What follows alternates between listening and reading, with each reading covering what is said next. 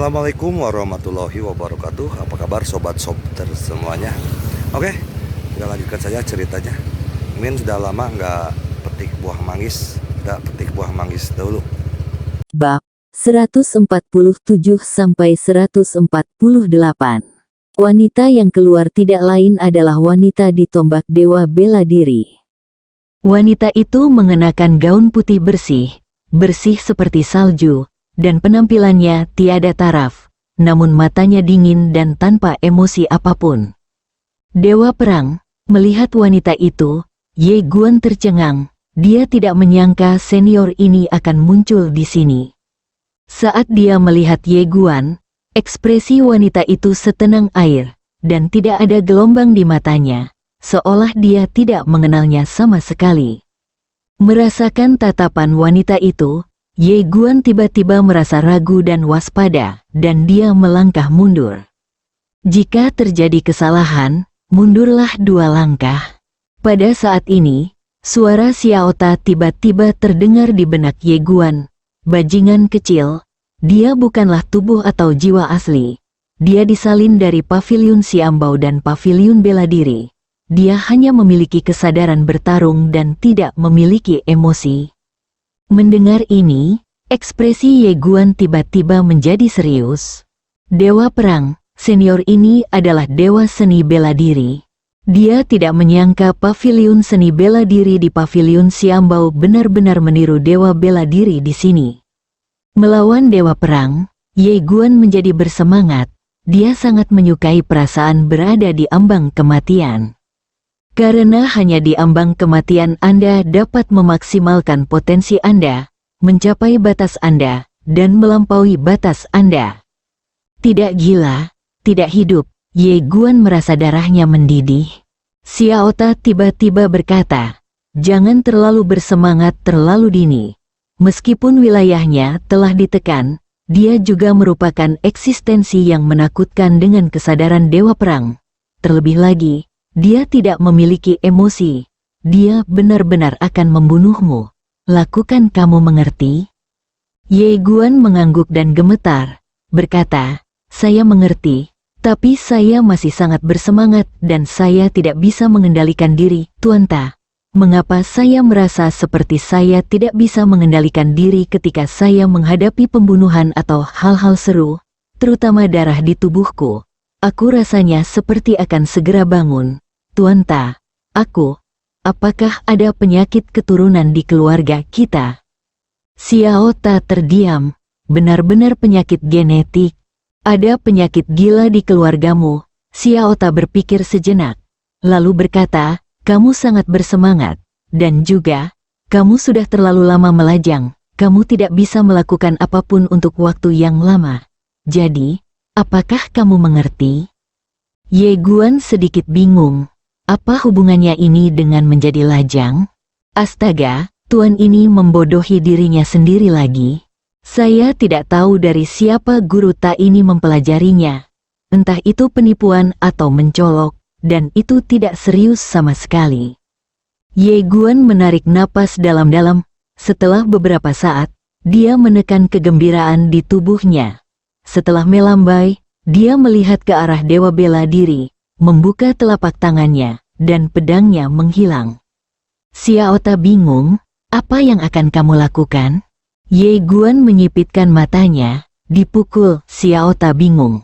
Pada saat ini, dewa perang tiba-tiba menghilang dari tempatnya berada.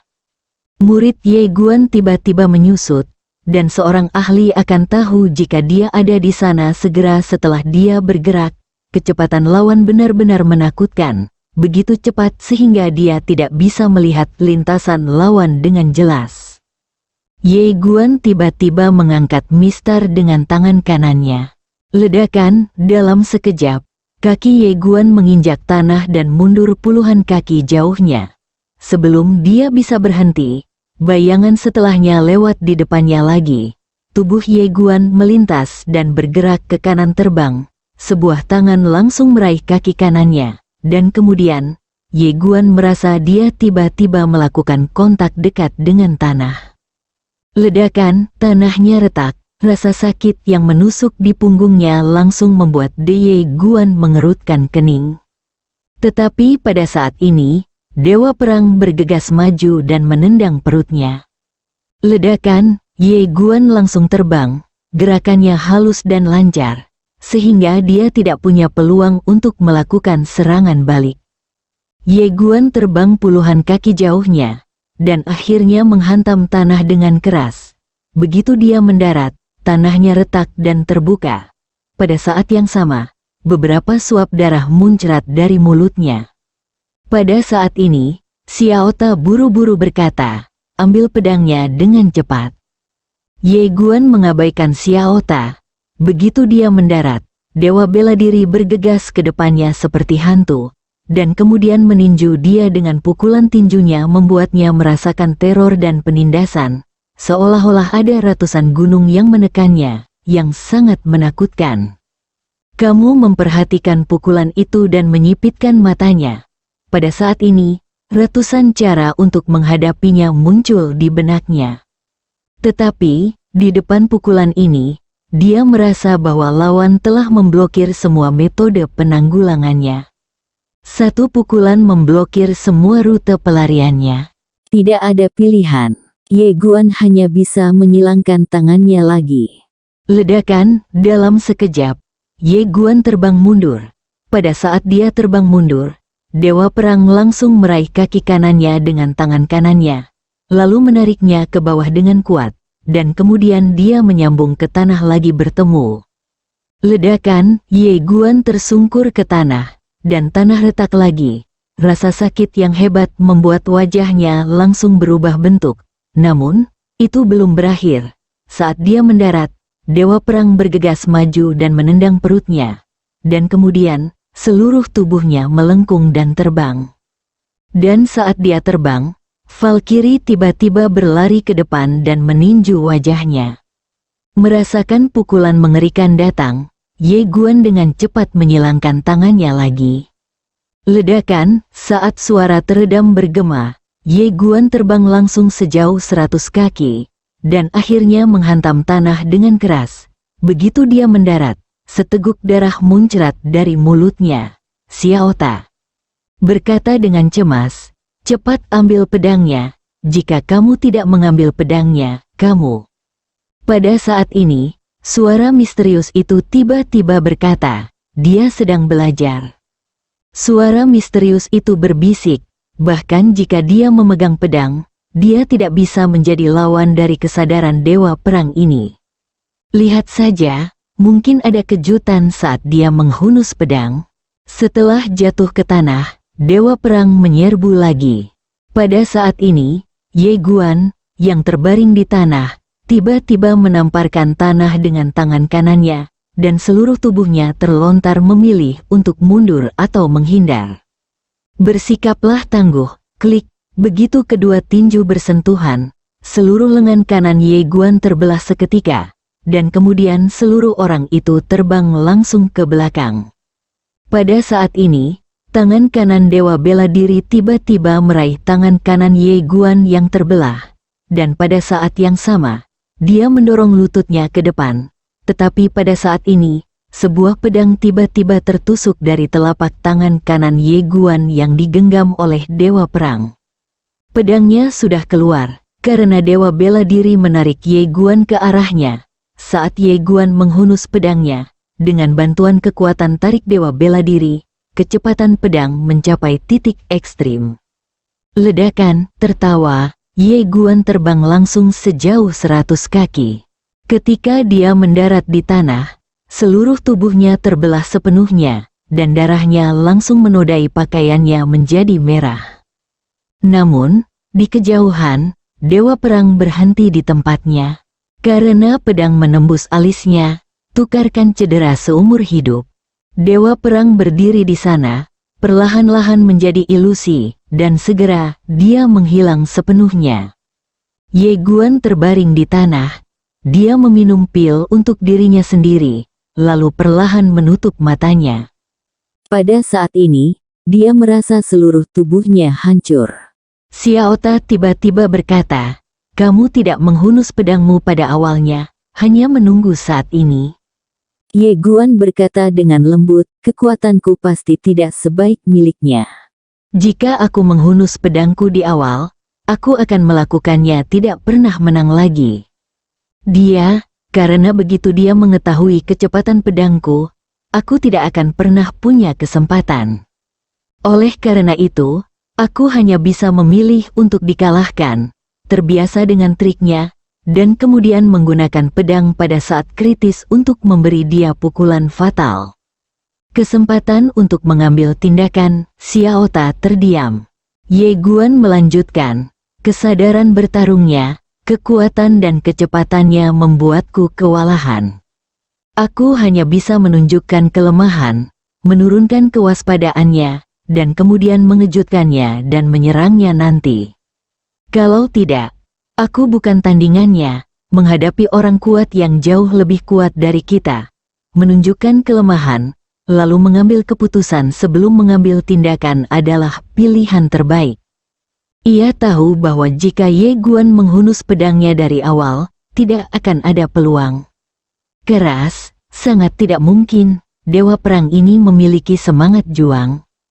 Meskipun wilayahnya ditekan, dia masih bisa menghancurkan Ye Guan. Dalam hal ini, Ye Guan tidak mungkin bertarung keras. Suara misterius itu tiba-tiba berbisik, karakter si kecil ini benar-benar buruk. Saya pikir dia akan menjadi sedikit sombong setelah terobosannya. Tetapi ketika dia datang ke sini, dia masih dapat dengan jelas memahami kekuatannya sendiri dan tidak sombong dalam hal apapun. Semuanya mengerikan. Xiao Ta tersenyum dan berkata, aku mengajarimu dengan baik. Setelah hening beberapa saat, suara misterius itu berkata, kamu hampir lebih tidak tahu malu daripada tuan kecilmu. Xiao Ta berkata, di kali ini, Ye Guan tiba-tiba duduk, dan dia berkata dengan penuh semangat, Tuan Ta, saya tahu mengapa dia bisa menghancurkan saya dengan setiap pukulan sekarang. Xiao Ta tertegun, dan kemudian berkata, mengapa? Saat dia berbicara, dia perlahan-lahan menggenggam tangannya. Pemula, dari yang sederhana hingga yang rumit, ketika kompleks mencapai tingkat tertentu, kami akan kembali menuju kesederhanaan lagi, dan hal yang paling rumit seringkali menjadi lebih sederhana. Kesederhanaan yang terhebat, ledakan, tiba-tiba. Tombak seni bela diri di tubuh Ye Guan tiba-tiba naik ke langit dan langsung menuju ke langit. Di dalam menara kecil, Xiao Ta terkejut dan berkata, apakah dia telah menjadi dewa perang? Suara misterius itu berkata, tidak termasuk. Xiao Ta bingung, mengapa, saat ini, hanya bisa dianggap sebagai dewa bela diri. Karena meskipun ia telah menyadarinya, ia belum mampu mencapainya. Cara yang hebat adalah kesederhanaan. Ia kini berada pada tahap kerumitan ini. Tidak mudah untuk mengetahui dan melakukan. Ada kesenjangan besar di antara mereka. Namun, orang ini dapat menemukan masalah ini setelah bertarung melawan dewa perang. Xiao Ta tertawa. Lagi pula, aku membimbingmu, jadi pasti berbeda. Kamu tahu, di bawah bimbinganku, kakek dan ayahnya sudah tak terkalahkan, dan dia juga akan tak terkalahkan di masa depan. Baiklah, menurutku aku harus memberi sendiri dapatkan judul dan sebut saja. Menara tutor tak terkalahkan itu luar biasa. Suara misterius. Pada saat ini, Ye Guan berkata lagi, ada banyak sekali gambaran orang-orang berkuasa dalam kesadaran saya dan belajar dari mereka sebelumnya. Tetapi ketika aku bertarung dengan dewa bela diri senior, aku menyadari bahwa hanya memikirkan tentang pencerahan saja tidak cukup. Pertarungan sebenarnya adalah cara yang harus dilakukan. Saat dia mengatakan itu, dia meninju, lalu dia berkata, tampaknya hanya pukulan sederhana, tetapi di balik pukulan ini, mungkin ada keterampilan ratusan atau ribuan tahun, jadi, saya harus bertarung. Saya ingin bertarung. Setelah mengatakan itu, dia langsung meninggalkan lapangan, dan kemudian masuk lagi. Saat dia masuk, dewa perang muncul kembali. kamu memandang dewa perang dan berkata dengan penuh semangat, ayo lagi. Alam semesta Guangxuan Academy. Di sebuah gunung yang tinggi, seorang lelaki duduk bersila di puncak gunung. Matanya sedikit terpejam, seolah menyatu dengan langit dan bumi. Manusia takdir, dan setelah dia masuk Akademi Guangxuan, dia langsung dilatih oleh Akademi Guangxuan. Semua sumber daya digunakan dengan kualitas terbaik, dan ketenarannya segera melampaui Ye Guanzi dan Chen Ge, kepala Akademi Seni Bela Diri sekarang. Pada saat ini, pria yang ditakdirkan itu tiba-tiba membuka matanya. Ledakan. Dalam sekejap, kekuatan menakutkan yang tak terhitung jumlahnya muncul di langit dan bumi, termasuk guntur dari langit, api dari bumi, dan angin dingin, padat dan sangat menakutkan. Alam Dengfeng, pria takdir perlahan berdiri, dan pada saat ini, seorang pria paruh baya muncul di depannya. Melihat pria paruh baya itu, pria takdir dengan cepat membungkuk hormat, guru. Orang di depannya sekarang adalah Atase Militer Besar Akademi Guangxuan. Atase Militer Agung bertanggung jawab untuk mengajarkan seni bela diri kepada semua murid Akademi Guangxuan. Statusnya berada di urutan kedua setelah Kepala Akademi Bela Diri dan Kepala Akademi Bela Diri. Yang paling penting adalah Atase Militer Besar ini pernah berada di medan perang virtual, dan mereka yang bisa bertahan di tempat itu sungguh menakutkan. Atase militer yang hebat memandang manusia takdir dan sedikit terkejut. Apakah kamu sudah naik ke alam pemeteraian? Manusia takdir mengangguk dan berkata sambil tersenyum, ya. Alam apa Ye Guan sekarang? Atase militer berkata, alam Mikong. Mendengar ini, lelaki takdir itu mengerutkan kening, atau Atase militer itu mengangguk, manusia takdir diam. Atase militer melirik ke arah manusia takdir dan bertanya, dalam pertempuran hari itu, apakah kamu tidak mau kalah? Manusia takdir menggelengkan kepalanya, kalah adalah kekalahan. Tidak ada yang tidak ingin dilakukan. Itu karena kemampuanku lebih rendah dari yang lain. Tapi aku mampu untuk kalah, aku harus berterima kasih padanya karena telah mengalahkanku hari itu. Kalau tidak, aku tidak akan bisa membiarkan diriku pergi dan menyadari kekuranganku. Mata Atase militer. Menang atau kalah pada saat ini bukanlah apa-apa. Perjalanan seni bela diri lebih dari sekedar momen. Dan masa depan, siapapun yang tertawa pada akhirnya akan menjadi pemenang. Manusia takdir mengangguk sedikit. Saya mengerti. Tapi kali ini, saya tidak akan pernah kalah lagi. Mata Atase militer itu menyipitkan mata, apakah kamu yakin akan kemenangan? Pria takdir itu mengangkat sudut mulutnya sedikit, menutup matanya sedikit, dan melafalkan dalam hati mantranya. Boom, tiba-tiba, tanda emas tiba-tiba muncul di antara alisnya. Melihat tanda emas ini, ekspresi Atase militer tiba-tiba berubah drastis, dan matanya penuh keterkejutan. Daoyin, ternyata itu adalah Daoyin yang pernah mengikuti Master Pedang di dunia. Setelah pertempuran tahun itu, Master Pedang Manusia mengembalikan segelnya kepada penguasa Dao dari Sekte Dao. Tetapi pada saat ini, segel itu sebenarnya ada di tangan orang yang ditakdirkan ini.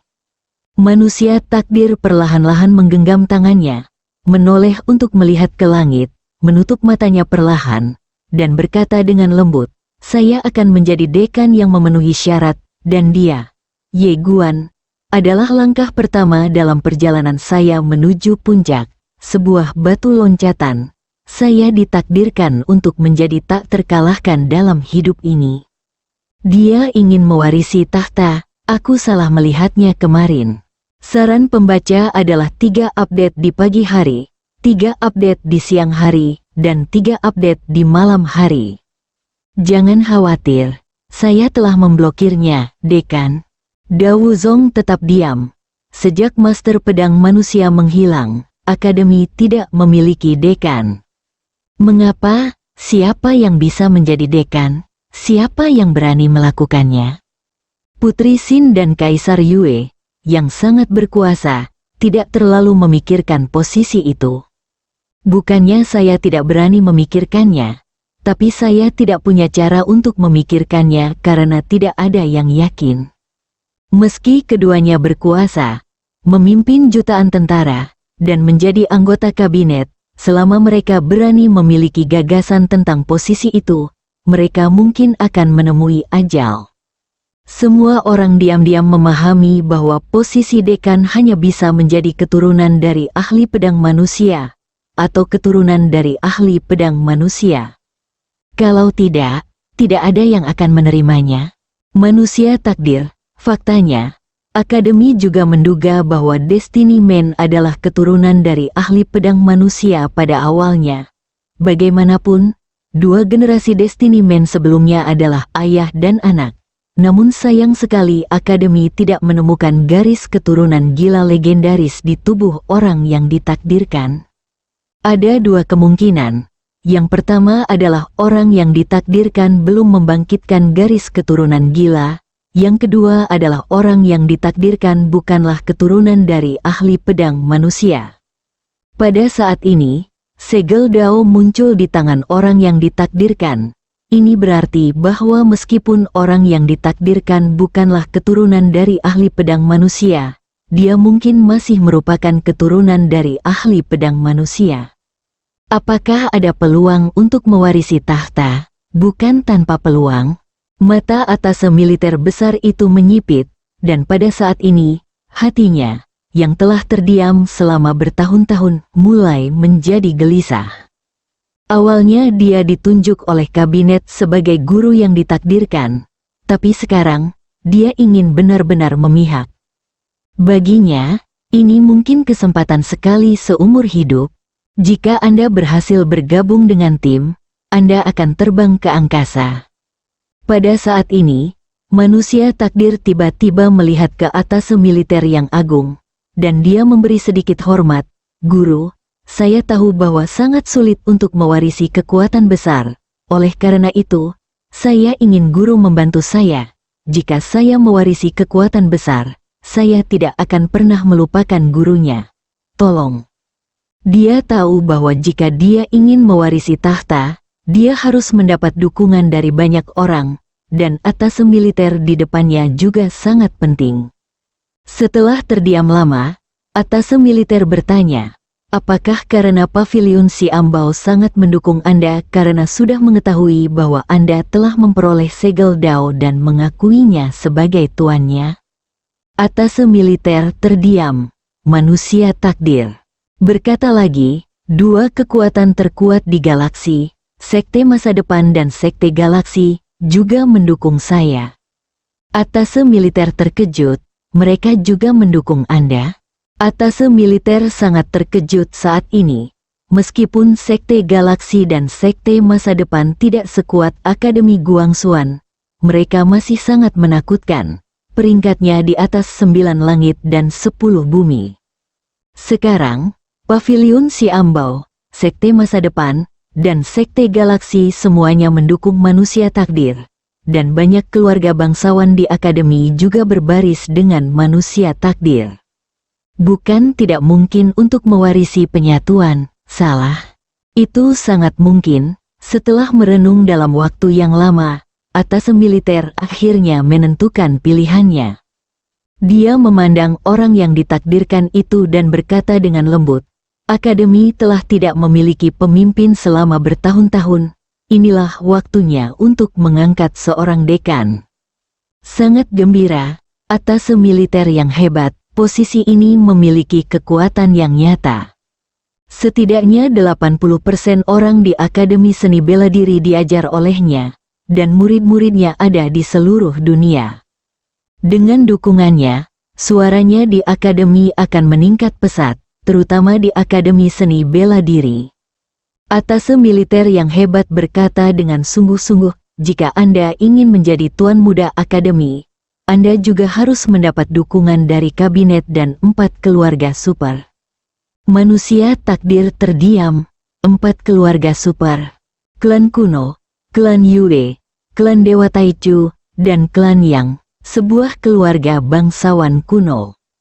Meskipun dia adalah orang yang ditakdirkan, untuk saat ini, dia masih sangat takut dengan keempat keluarga bangsawan ini. Keluarga bangsawan manapun adalah keberadaan menakutkan yang dapat membuat alam semesta Guangxuan bergetar. Atase militer tiba-tiba berkata, "Tidak perlu terburu-buru, tidak perlu terburu-buru dalam masalah ini. Anda harus meluangkan waktu. Langkah pertama yang harus kami lakukan sekarang adalah Anda melawan Naye Guan. Anda harus memenangkan pertempuran ini. Selama kamu memenangkan pertarungan ini, ketenaranmu akan mencapai puncaknya. Pada saat itu, ditambah dengan status istimewamu, prestisemu di alam semesta Guangxuan akan mencapai puncaknya. Pada saat itu, bahkan 4 keluarga super pun tidak akan berani melihatnya menjatuhkanmu." Manusia takdir mengangguk, "Saya mengerti." Atase militer besar itu mengangguk dan berkata, "Anda memiliki status khusus, dan Anda didukung oleh Paviliun Xianbao, Sekte Galaksi, dan Sekte Masa Depan. Selama Anda bersedia berteman, kecuali 4 keluarga besar, keluarga bangsawan lainnya, termasuk 9 langit dan 10 bumi, akan sangat bersedia untuk lebih dekat denganmu. Oleh karena itu, kamu harus menang dalam pertempuran dengan Ye Guan." Pria takdir itu mengangguk sedikit dan berkata dengan sungguh-sungguh, "Saya akan membunuhnya dengan tangan saya sendiri untuk membuktikan kepada dunia bahwa sayalah orangnya, protagonis generasi ini." Atase militer tiba-tiba berkata, "Saya akan membawa Anda ke tempat khusus untuk berlatih." Atase militer besar itu melambaikan tangan kanannya dan langsung menghilang dari tempat bersama orang yang ditakdirkan. Ketika keduanya muncul lagi, mereka telah sampai di depan menara tinggi. Manusia takdir sedikit terkejut. "Apa ini?" Atase militer tersenyum dan berkata, "Menara bela diri, dibangun oleh penguasa Paviliun Xianbao. Dia berlatih di menara ini. 1 tahun di dalam setara dengan 1 hari di luar." Mendengar ini, takdir mata orang itu tiba-tiba menyusut, wajahnya penuh ketakutan. Atase militer besar itu tersenyum tipis. "Tempat ini sangat istimewa. Orang biasa tidak bisa masuk untuk berlatih. Hanya penjahat tak tertandingi seperti itu yang memenuhi syarat untuk masuk ke sini. Terlebih lagi, orang biasa tidak mampu membelinya. Karena berlatih di sini selama 1 hari akan berharga ratusan ribu kristal abadi." Ratusan ribu kristal abadi, manusia takdir tampak serius. Meskipun dia kaya, dia bukan dari Paviliun Xianbao dan memiliki uang tak terbatas.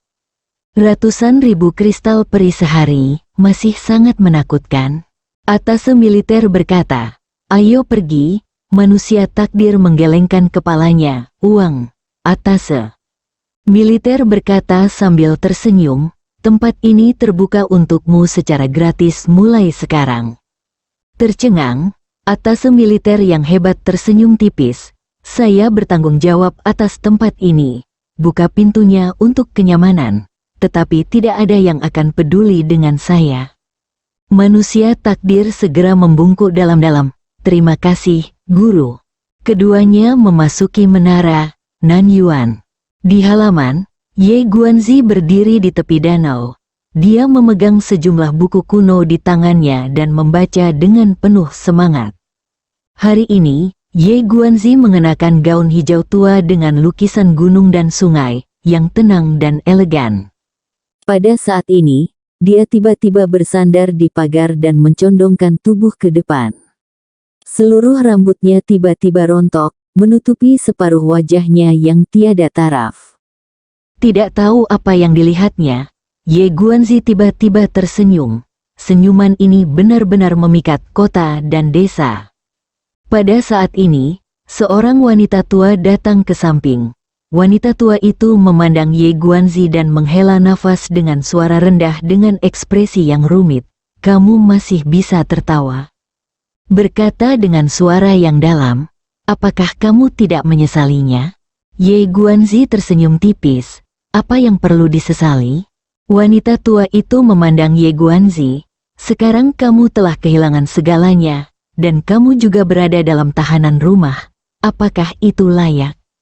Ye Guanzi berkata dengan lembut tidak ada yang layak atau tidak layak, lakukan saja apa yang menurutmu benar. Wanita tua itu sedikit marah. Kamu berbicara mewakili Ye Guan, tetapi siapa yang bisa menjunjung tinggi keadilan bagimu? Ye Guanzi tiba-tiba bertanya, bagaimana kabar Tuan Ye akhir-akhir ini? Wanita tua itu berkata dengan marah, saya tidak tahu. Ye Guanzi berkata dengan lembut, dia adalah korban sebenarnya. Setelah mengatakan itu, dia berhenti dan berkata, dia ada di luar. Ini pasti akan sulit, tolong bantu saya pergi dan bawakan dia uang dan pil. Wanita tua itu berkata dengan suara yang dalam, Nona, dia sekarang adalah musuh bebuyutan manusia takdir. Dan manusia takdir telah bersuara, tidak ada Tuan Ye, tidak ada seorang pun selain Tuan Ye. Jika Anda membantu Tuan Ye sekarang, Anda pasti akan menyinggung lelaki takdir, Ye. Guanzi melirik pada wanita tua itu dan berkata dengan tenang, apakah saya perlu menyenangkan pria takdir? Ye Guanzi terkekeh. Seseorang yang tidak bisa dikalahkan disebut tiadao. Apakah dia layak bagiku, Ye Guanzi, untuk menyenangkanku? Bah, wanita tua. Aula kabinet. Pada hari ini, seorang lelaki tua tiba-tiba masuk ke dalam lemari. Saat ini, Suxian mengenakan jubah putih besar dan memiliki rambut putih di kepalanya. Setelah memasuki aula kabinet, hanya ada satu wanita di aula. Wanita itu sedang duduk di dekat jendela. Di depannya terdapat tugu peringatan yang padat. Orang ini tidak lain adalah Li Banzi, asisten kepala kabinet saat ini. Melihat Suxian, Li Banzi tertegun sejenak, lalu meletakkan penanya, lalu berkata, Su Lao. Suxian mengangguk sedikit. Li Soufu, kamu harus tahu alasan kedatanganku. Ini masalah menonton. Suxian mengangguk. Li Banzi berkata dengan tenang, saya pribadi memerintahkan pemecatan dia sebagai kepala suku dan menempatkannya di bawah tahanan rumah. Suxian tercengang, bukankah itu keputusan yang dibuat oleh tim kabinet? Li Banzi mengangguk, itu adalah keputusan dibuat olehku secara pribadi. Suxian ragu-ragu sejenak, lalu dia berkata, Li Soufu, kamu selalu menjadi seseorang yang lebih aku kagumi, dan aku juga tahu kepribadianmu. Kamu harus tahu keseluruhan ceritanya. Li Banzi berpikir sejenak, lalu berkata, Su Lao, silakan duduk. Su Xian menggelengkan kepalanya, saya tidak akan duduk. Li Banzi tersenyum pahit, lalu berkata, Su Lao, dari tentu saja aku tahu keseluruhan ceritanya. Kali ini memang keluarga An dan klan Tianlong yang mengalahkan yang lain. Guanzi menegakkan keadilan, dan dia melakukan hal yang benar. Suxian mengerutkan kening, lalu mengapa kamu masih menekannya, Li Banzi? Tiba-tiba berkata, Su Lao, apakah kamu ingin kabinet bertarung? Li Banzi berkata dengan lembut, Su Lao, ada bakat hebat di Guanzi. Dia telah melihat masalah di akademi, tapi menurutmu apakah dia satu-satunya yang melihat masalah saat ini di akademi? Tidak bisakah ahli pedang di dunia melihatnya saat itu? Tidak bisakah kita melihatnya? Su Lao terdiam. Li Banzi menghela nafas dengan suara rendah. Saat itu, saya menasihati ahli pedang di dunia lebih dari sekali untuk melemahkan keluarga dan sekte. Tetapi dia tidak melakukannya karena dia tidak tahan dan tidak ingin membunuh keledai itu. Tentu saja, kemudian, pertempuran antara Su Zhen dan Su Zhen, keluarga bangsawan dan sekte juga melakukan banyak upaya, dan mereka semua memiliki kelebihan di alam semesta. Melakukan yang terbaik, mengapa kita harus melemahkan mereka? Su Lao tidak berkata apa-apa. Li Banzi melanjutkan, Guanzi melihat masalah ini dan ingin mengubahnya. Saya dapat memahaminya. Tetapi Sulao, masalah ini terlalu relevan dan tidak dapat diselesaikan olehnya. Tahukah Anda bahwa dia berurusan dengan keluargaan dan Tianlong Clan karena membantu Tuan Ye?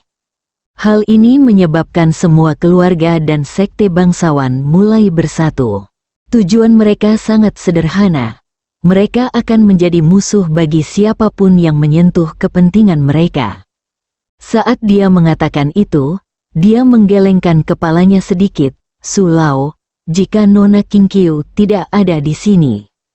Keluarga bangsawan benar-benar menyerang Guanzi, bisakah kamu menghentikan mereka? Apa yang dilakukan akademi untuk menghentikannya? Li Banzi menambahkan, untuk mengambil langkah mundur, saya mengikuti saran Guanzi dan memakzulkan keluarga tersebut. Tahukah Anda konsekuensinya? Konsekuensinya adalah keluarga dan sekte tersebut akan bangkit kembali secara gila-gilaan, dan klan kuno dan klan Yue, dipimpin oleh sekte keluarga, akankah dia keluar dari balik layar? Saat itu, kabinet akan kacau balau. Jika kabinet kacau, akademi akan kacau. Master pedang manusia tidak ada, siapa yang bisa menekan gadis Qingqiu? Menghela nafas dengan suara rendah, aku membuat segalanya menjadi sederhana. Li Banzi mengangguk sedikit, jika aku menyingkirkan Guanzi, keluarga dan sekte tidak akan lagi mengincarnya, dan dia akan aman. Sulao mengepalkan tinjunya sedikit, aku salah paham Li Shoufu. Maaf, ucapkan selamat tinggal.